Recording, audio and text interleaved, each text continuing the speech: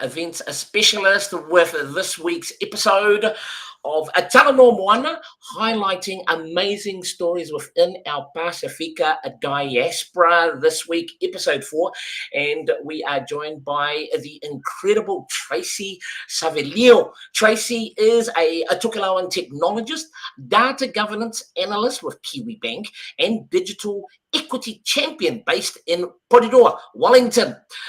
With over 7 years' experience at the intersection of tech, data, and community leadership, she is the founder of Tokelau In Tech, a movement empowering Pacific people in technology, and the creator of Inati AI, a free resource focused on AI literacy and Pacific data sovereignty. Tracey also leads the Tokelau Digital and AI Literacy Program, mentors women in cloud technology, and develops AI tools for Tokelauan language preservation. She's passionate about ensuring Pacific voices shape their own digital futures. Tracey Savelio, maloni, and thank you for joining us this evening. Really appreciate it, dear. Okay, maloni, Brian. It's my pleasure to be here. I'm very honoured, so thank you. Well, thank you again for joining us. Really appreciate it. And whereabouts in Tokelau? Who are you repping this evening? Atahu, Akahoho, Nonu, Olohenga, all of the above? All the above. I'm quite lucky that I've got strong connections to, well, I don't know about Olohenga, but the three, Atahu, Hakoho, Nukunonu. So no biases here. Very good. Now, let's start with this. Tracey, your role currently, Data Governance Analyst with Kiwibank. That sounds fascinating. Please share with us a bit more about that role and some of your responsibilities. Yeah, it's quite an interesting time to work in data itself. But the governance of data, we look at what that data means to people. Data can be myself, like a picture of myself, what value it has for people, and my job is for data governance is we have to protect it really and secure it in a way that it doesn't get misused. And from a banking perspective, it's obviously we've got a lot of sensitive data. We're dealing with people's accounts, banking accounts. So we need to try and put guardrails around it. It's all about data security and data risks, and it's also about people and process. So making sure you have the right processes in place and also the right people that owns that data to safeguard it. So yeah, it's sometimes it's hard to explain about data, but it's all about protection. And data is everyone's responsibility, I suppose. But yeah, it's an interesting area right now, especially now, given the way that the world is moving towards new technologies. But yeah, it's all about just ownership and making sure that the right people are owning the right data, what's theirs. Yeah, pretty vague explanation, but yeah. No, that's fine. Because from what I understand, I correct me if I'm wrong, Tracey, but currently data itself is the most valuable commodity, more valuable than gold and diamonds and that. And when you think of data, it's not physical as such, but if a commodity which is more valuable than those that I've mentioned. Man, there's a lot to be said for data and the importance, and as you say, in the area of security, especially these days. Yeah. I mean, there's a saying, you probably have heard of it. The data is the new oil, where everyone just wants data because it's rich, right? It can provide so much insights and value to I don't know, a better society, for instance, but there's also risks in the way that it can be misused, and that's when it gets all, we get into that ethics, data ethical space where it's hard to kind of think about how scary it is, because there are some what we could call bad actors. There's some dodgy people out there that can misuse it. But we need to be able to, change our mindset about data and like what are we really protecting, and especially when it comes to different groups of society. So I think for Pacific, that's why I wanted to enter the world of data, because we are underrepresented in terms of that space. And of course, you want to protect your own. So data is everywhere. So it's something to protect, and it's stories, it's language, it's history. So the only people that really can be around that space is, I guess, people from that area, from that group. So it's interesting. It can be a lonely space because there's not enough of Pacific in that space, but it's also understood really well from all generations within the community. Yeah. It's an interesting point too that you bring up, Tracey, with regards to being able to utilise these tools that we have at our disposal currently, AI, but in terms of language and culture preservation, and especially with yourself operating in the in the Tokelau space, which brings us to some of the initiatives that I'd like to touch on, which you've been involved in. If you can give us a brief overview, let's begin with some of the with Tokelau In Tech. You are the founder of Tokelau In Tech. For those that are not familiar with it, what is Tokelau In Tech and how did it all come about, Tracey?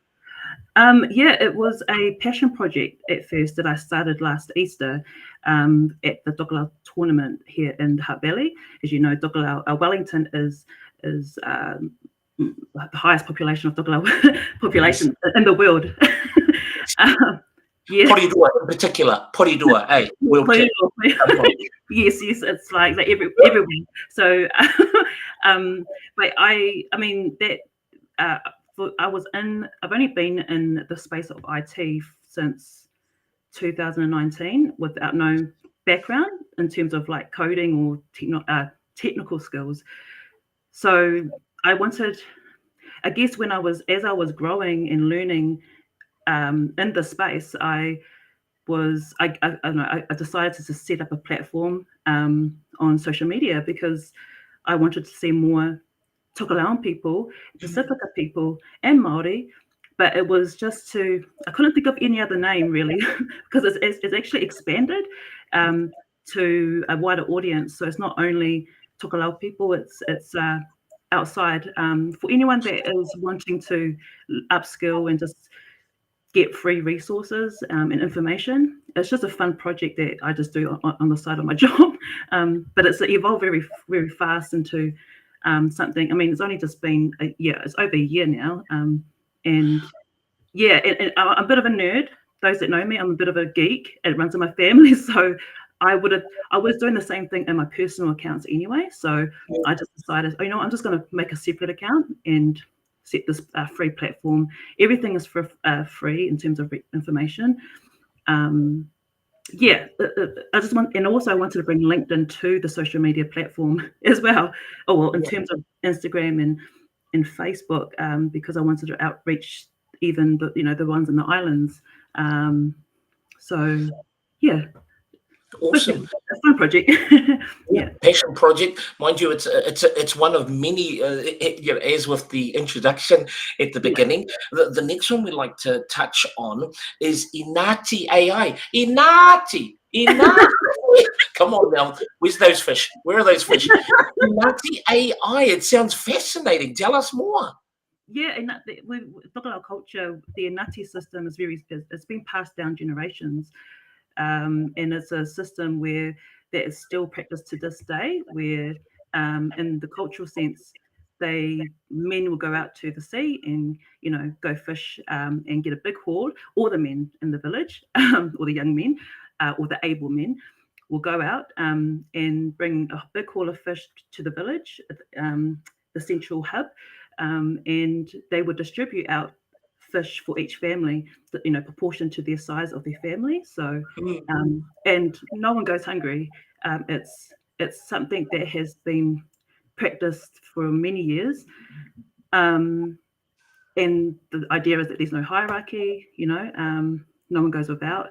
So I decided to kind of use that put that into the AI resources, because you can still use that system for shopping. It doesn't have to be fish. I know they did it during COVID as well. So we do that in New Zealand as well, the Tokelau communities here. So I decided to kind of play that into the AI resources, where I've just put all these resources of AI documents, leaders, papers, academic papers, all into one hub, centralized hub. It's like a library, and just a lot of like definitions. And I guess that's kind of I'm interplaying my data governance, because data governance is also kind of like managing data. It's like a library, like a catalog. So I just use that. I just kind of use those two, and I did that last August. But Inati AI, I was inspired by what I saw previously in April last. Was it April? Yeah, early last year, I saw something similar, Kete AI, which is for the Māori community. And that was by the great Lee Timutumu and Dr. Kaitiana Tauru. So they've been in IT for many years, and Kaitiana himself, he's a top AI Māori ethicist. So I reached out to them and asked for like permission. I didn't want to do it without them, and I said, how did you do this? I would like to do something similar. And Lee was like, do it. Our people, Pacifica people need it. So I just did it. But it's important to engage and ask for that permission. And now it's on Notion, and it's free. It's on the platform for people to access. I do have to update it, to be honest, but it's got lots of resources there, videos, free courses. Yeah.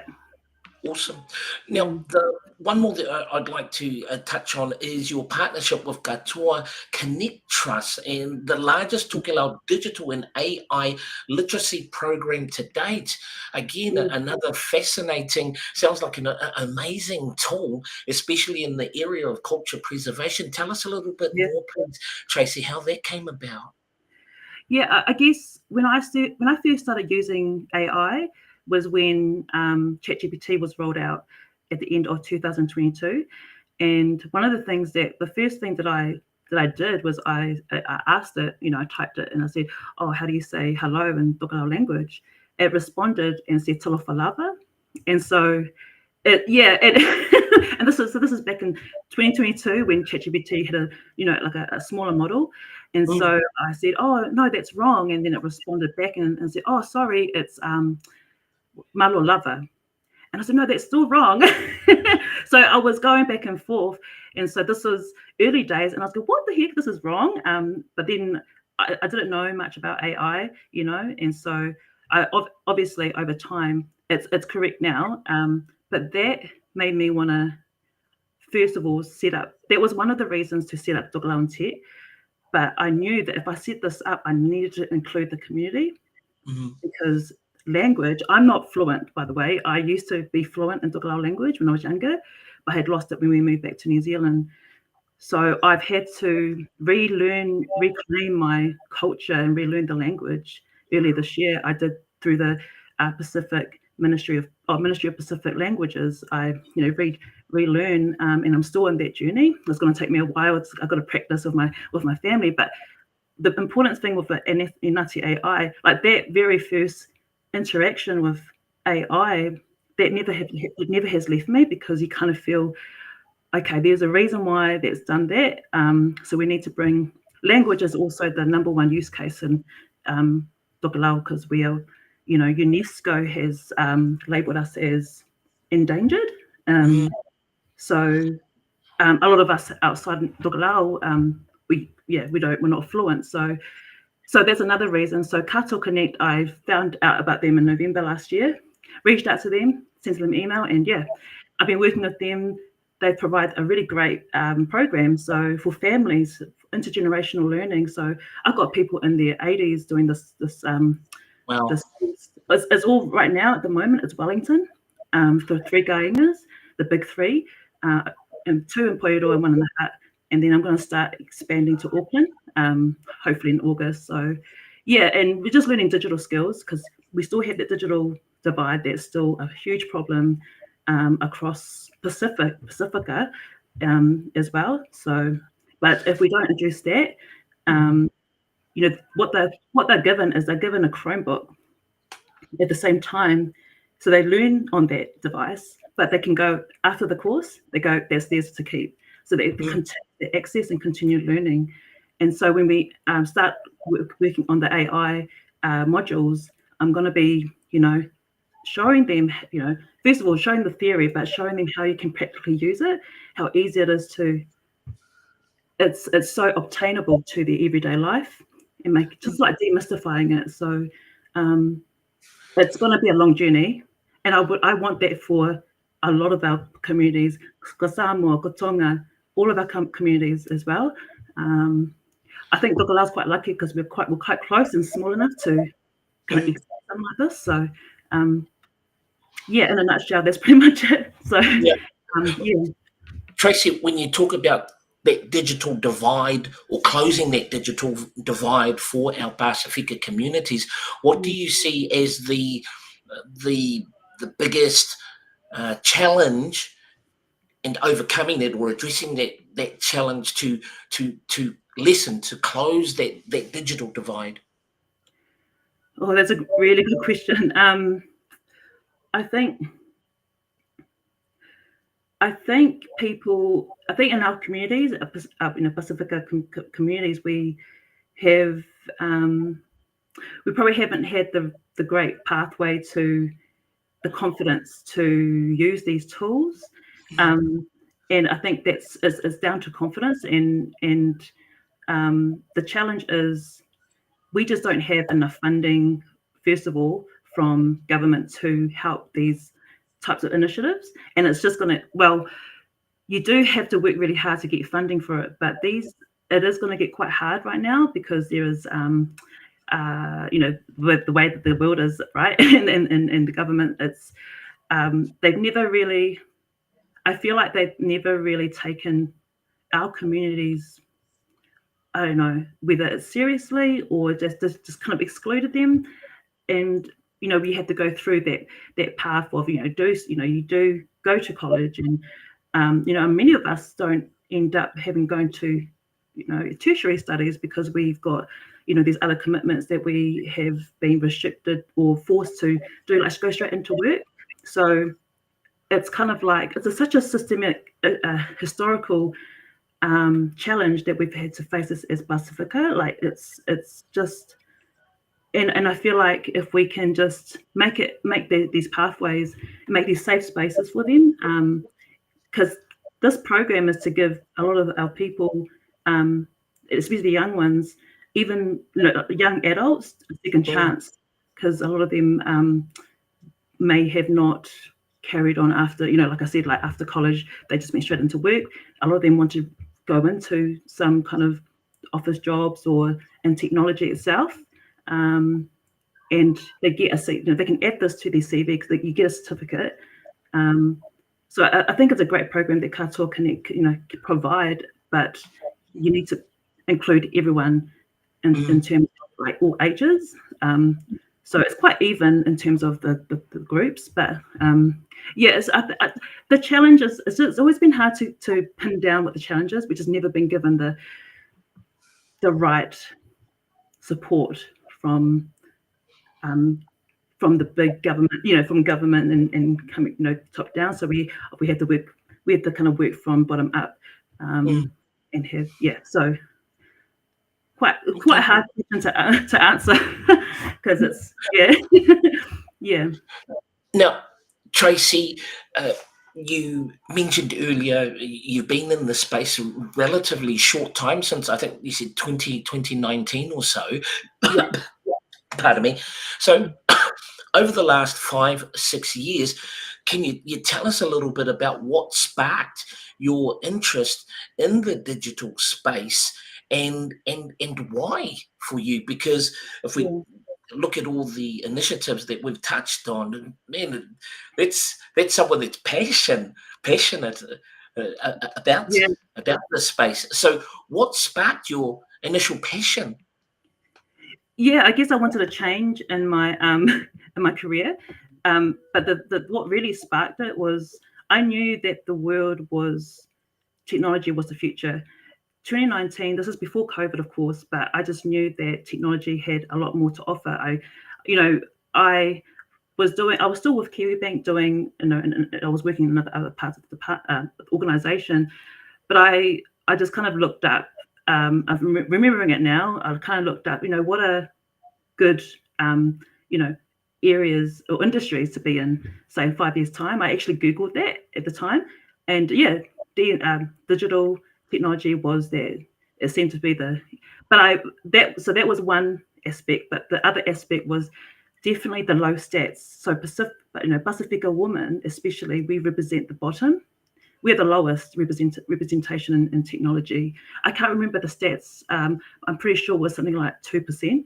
But women itself, 7% in New Zealand, but Pacifica women, the lowest. So that really kind of was shocking for me. And so that was like, okay, that's it. I'm going into IT.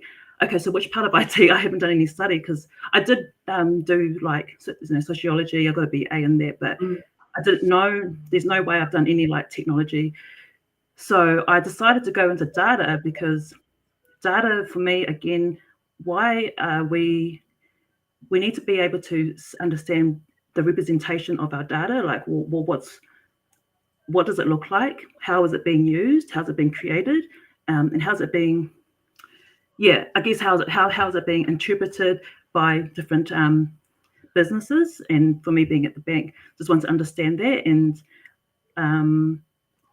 so technology. I didn't know anything about AI back then, but I just knew that was a space. And I enjoyed.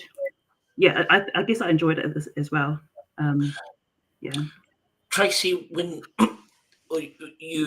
for many people, entering into the digital space can be very, very overwhelming when you talk about coding and having to know even a foundational knowledge of programming, etc., etc. For you, how did you overcome maybe those fears, having no prior knowledge before getting into the digital space, and how you equipped yourself?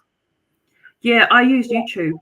YouTube was the very first thing that I used 2 weeks before my interview. I applied for this database marketing role, and I said, right, I don't know how to code. SQL was the language, programming language. So I went straight to YouTube. I still use YouTube as as a learning tool. They've got so many great videos there. But anyway, I use YouTube. I said, okay, so I just followed because I'm a visual person. I'm a visual learner. And so I had to kind of see step by step. There's some great resources. And so I also used Data Camp, which is free. Data Camp shows you step by step how to select and how to build a query, how to select an audience. So those are the things I had to learn. I also had to engage with people that have been in the area that I kind of didn't know really well, but I still felt like, okay, I'm going to ask them, what did you do to get into this role? What are the bare minimum stuff that I need to know to nail this interview? So yeah, I was so determined because I didn't know, and I tried everything that I could to try and get in, and I was passionate to get in. But yeah, YouTube. I tell people every day. Oh, sorry, every day, but I tell people to go to YouTube.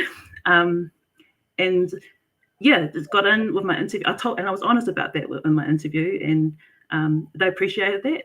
Obviously, once you get in, you sit with the experts, and you'll learn. It'll just pick up. So I think the important thing is that you can show that you're willing to learn. If you're willing to invest in the time, I think a lot of people will definitely hire you if you don't have the technical skills. But if you'll just show that, and nothing can go wrong if you're willing, if you've got the attitude. Nice. Now, a quote from you: "My work lives at the intersection of community, technology, and cultural leadership." Expand on that. It's a beautiful quote. Yeah, it's funny because I feel like I'm learning in real time, not only technology but also the culture side of things. It's really important with. I'll start with Tokelau people. They have got so much potential. We have to be getting all our cultural leaders, our matua, our elders, to be part of the discussion when it comes to technology. So it's like bringing the wheels together, because at the end of the day, they have, especially our elders, they have a lot of the knowledge that a lot of my generation won't have. And obviously over time, as they get older, it's hard to retain their knowledge sometimes, right? It gets a bit. So I guess for me, when I think of that quote, I think of bringing everyone on that journey. So I've done one workshop where I have with the Nogonono group in Lower Hutt, where I've kind of like, okay, what does digitizing mean to you? What does digitizing mean to digitizing at your community? And it can start from, they'll provide all these information from traditions, stories, but only they, and knowledge that they know from the islands. That's quite important to know. And how do we digitize that? And also, what are things that we don't need to digitize because of the sacredness of these types of knowledge as well? There's some things you don't want to put out there, but it can't be decided by one or two people. So it has to be kind of a discussion together.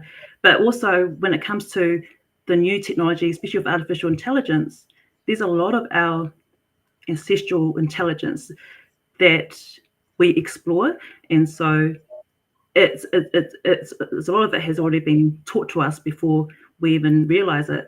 And it's the beauty of our not only Tokelau people, but indigenous people around the world, and what the tools that they had, very, very limited tools, and they were able to use patterns and so forth to recognize. And that's the same kind of ingenuity that you have to apply through software development into artificial intelligence. It's the same mindset. So that's kind of like I'm probably giving a very vague answer, but that's kind of what I mean about that intersection. Yeah. It's a broader discussion, yeah.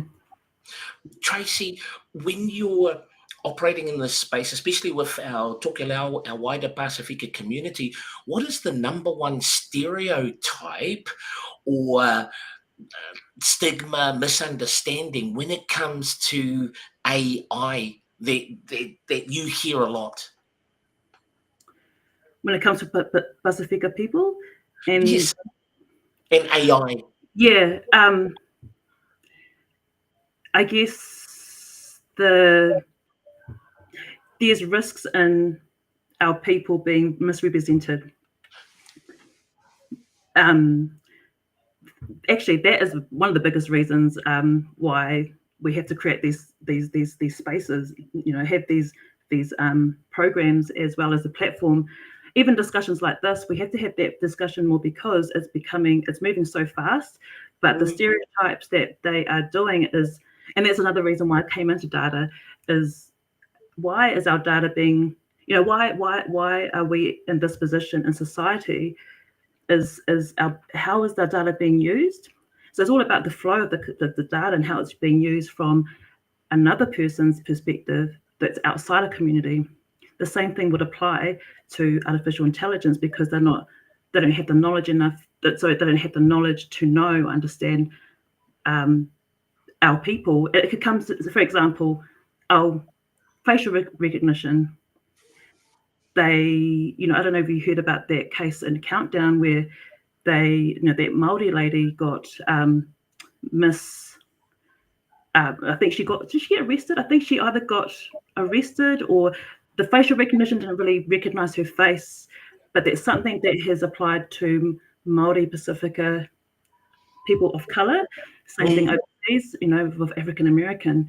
The facial recognition, the people that are building the software are not applying the diverse, faces or facial features. They're like my nose. Like they won't recognize my nose because it's, they've probably got a European kind of build, which is not fair. So, but it could be down to your skin color. So these are the types of conversation when it gets to the ethics, the stereotypes. You don't want to. I mean, the stereotypes that live within our people, they can be easily duplicated into these AI systems. Why we want to do that? We need more people in IT. Is one way. I think that the term we're touching on now, and I'd like to talk more on, is data sovereignty. Owning our data as Pasifika, because it can easily, as you say, be misused and misrepresented. In terms of Pacific data sovereignty, please, Tracey, what can we do as Pasifika to be able to lead, if you will, our own digital futures, and to be able to ensure that we are the owners of our data, especially preserving the vast knowledge for future generations? Yeah, it's a really interesting space because Pacific data sovereignty is still something that's still trying to be, it's still on that early stages. We're trying to figure it out. I know these are, I think it's Moana Connect in Auckland, and then most of them are, I think, from a health background. So they've done huge workshops in 2021, I think. So they talk about the value of, what does it mean, how to protect the data, what kind of data do they want to be exposed, but when it's all about ownership and who's got the right to use our data from overseas or from outside of community. Sorry, the same thing with Māori data sovereignty. We need to apply our own kind of ancestral principles.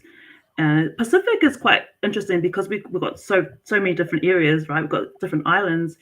It's going to be something quite big for us to discuss as a big community. But we need to get we need to get leaders, cultural leaders, people from different professions and industries like health, law, academics. People from the community, and we also need to get some people from IT as well, security, architects, preferably from our own communities. But yeah, it's when you think about data sovereignty for us in New Zealand and the Pacific, it's quite hard because we are so isolated from the rest of the world. Most of our data, if not all, is stored across, overseas, because that's just the nature of all the cloud data centers are mostly based over there. So we have to think about, okay, if our data is stored in the US, people can go in and just easily, share it or use it or steal our traditions as well. And they can steal your traditions, your behas, your songs. I don't know if you've seen, there's a company out there in the US that has created they're called Chehu. Okay. Yeah. It's and they're not. They don't have any Pacific Islanders in their organization, that small business. So that's a recent thing that I've come across. So that's kind of like an example of, hey, that's data sovereignty being used. I mean, that's just a flag, like right there. You kind of stealing our culture, our concepts. So it's all about the important thing is to bring everyone into, these spaces and having to talk about, okay, what belongs to us, and even down to copywriting. And it gets quite tricky. So it's a big conversation, but the data sovereignty is, it's just all about like where do you want your data be? You realize your data is overseas. And so how can we protect it, and what is worth putting out there? Do you want sensitive data out there? Do you want your DNA put out there? People, again, can misuse your DNA and sell it. Like just things like there's things like that, and it gets deep, these ethical questions. But yeah, it's an interesting space.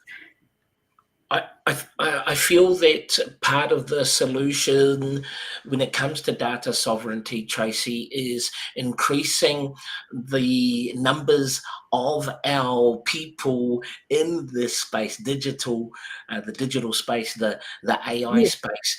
In the last 5-6 years that you've been operating in this space, what lessons do you take away or to help encourage others to also get their foot in the water, to take part and be part of the data sovereignty revolution, if you will, or just ensuring that we do have representation as Pasifika in this ever-growing space? Yeah, I think it's really important that everyone's got the right to be part of these conversations in our communities. It doesn't matter what background you have. If you're willing to come into these spaces, come. Right now I'm trying to engage with some people that were part of that workshop. See, I wasn't in, I wasn't. So I wasn't really, wasn't there. So I kind of want to understand, where have we landed? And just, because we want to see some frameworks, we want to see some policies. That's what needs to be that really needs to be the answer, is to get some policies done. But so part of those building those policies or frameworks, we need everyone. So one of the lessons was no one is off, no one, you don't need to be in data, you don't need to be in IT. If you are part of a community, you've got a voice. And I think it's important to encourage our families or our church, if we go to church, our church members, our communities to, if there's any events on or webinars or anything like that, come, because I think we really need to drive these spaces and kind of work overtime with it. You know what I mean? Like, it's kind of, we can't wait on others to come and help us.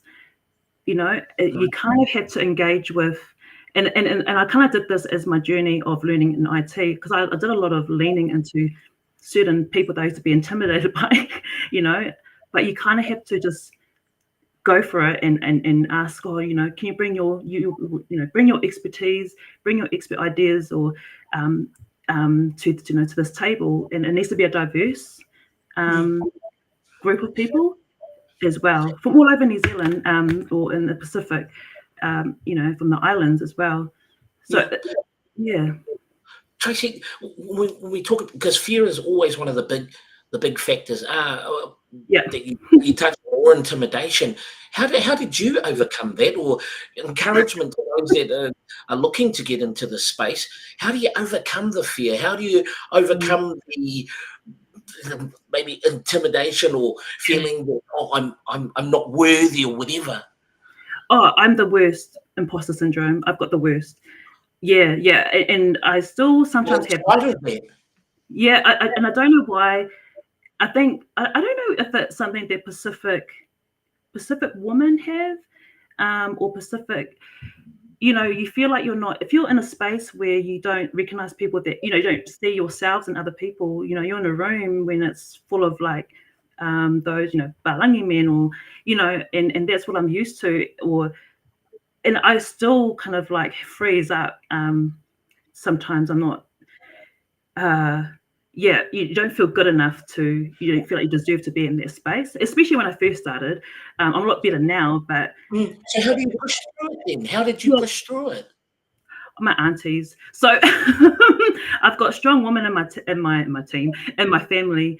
And I think what I did, well, quite lucky with Tokelau culture, is because, your village, and I know this is not only Tokelau, this is for, Pasifika itself, our community, they raise you. And so you're born into engaging at a very young age, to engage with a lot of different people, different age groups, a lot of elders, a lot of, so I use that skill to not just engage with that architect, engage with that cyber security leader, engage with that operations or software developer, And once you get over those first 2 meetings, just set up a meeting. I just use my, I think Islanders are good at just, making friends. So I think it's important that Pacific people, and that's what's lacking in IT, is having those interpersonal connections that it unfortunately doesn't really exist in IT. But when you start to see and make those personal connections, it's actually quite valuable, and they notice it. A lot of people outside our community, they go, man, you guys are really good at communicating. So of course, because we started a very, because we also share a lot of respect, right? And that's what we naturally do. We get to know the people, and I think that's quite a new thing for some data engineers. Or engineers or software. So that's not something that's we kind of change culture in IT departments, and it really does make a difference. So once you see that point of difference, then you feel, oh, I do belong here, and also this is needed in IT industry. It's just that interpersonal connection, and you feel very proud because you know that it's coming from a place of your upbringing. Nice. As much as you can. I know it is very hard. It was never perfect. Yes, I have cried because it was getting over my own fears. But God is good, and if you've got that faith, yeah. So you just have to do your little prayers before you go into hard discussions with people, and you have to tap into your ancestral. Your knowledge, your upbringing, things that your parents taught you to do. So, because no one else is going to help you, but so if you've got faith, then that always helps. Awesome. For those watching that are interested but may not know where to begin for you, what's the encouragement, especially to our sisters, our young people watching this? To get into IT? Yes. Yeah, absolutely. AI. Yeah, it's an interesting question because there's a lot of more doors now for our people. Ancestral intelligence is the good thing about that technology, it's making it more accessible. So I really encourage for our young ones, especially our Pacific women, to at any opportunity upskill, anything that you can find online. First of all, it's something to kind of just start on. I started off with YouTube, but there's a lot of resources out there to start learning. Even if you while you're working in a job that's unrelated to IT, a lot of that's what I encourage people to do. Start learning. And that's what the beauty of Tokelau In Tech. Not only Tokelau In Tech, there's Fiberfellow. There's a lot of there's some channels out there you can. But Tokelau In Tech, I have a lot of free resources that our young ones can go on. Have a think about where you see yourself in 5 years. Again, right now, because the technology is moving so fast, doing IT papers or at university, it's actually because everything's being automated and AI. The papers to do these days is more looking at the humanities, philosophy, philosophy, psychology, sociology. Those are going to be quite important as the technology evolves, because like I said, like right now they are everything's being automated and it's kind of running itself. So we got to think about these strengths that we have in our people, especially I know the Pacific women out there, the young girls, they're good, they're good and deep thinkers. So we're quite take advantage of this time right now, because it's kind of working in. We've got a lot to offer, and like I said, not many people are going to be studying. I mean, it's still important to do IT, but there's other options now. And nice. Yeah. The arts. Tracey, Tracey, just quickly, do you find that because you did study sociology, that you're actually applying a lot of what you studied in the work that you're doing now? Yeah, now I am. I never did. I regretted doing sociology after I finished because I didn't use it. I didn't use it at all. I went straight to. I just stayed at the bank, and I wish I used to tell myself, I wish I went back and did IT or did law or something, because I didn't really use it. I only did it because it was something that I liked, and I was still kind of young. I didn't know didn't have that much of a direction. But now since I've gone into IT, I have been using it, sociology, which is crazy to me because I've been using these skills, and now you think about all the different types of how society has evolved over time, and now I almost have to try and find my sociology 101 book because it's been a long time, but I think we all have that knowledge when it comes to society, and it's so accessible now on the internet, right, with social media. Sometimes it's too much, you have to take a break, but so I'm using it. So I do encourage, I tell my niece, look into communications, look at the humanities, look at those papers, because I think those are the ones that are going to be crucial. It's not a linear thing anymore.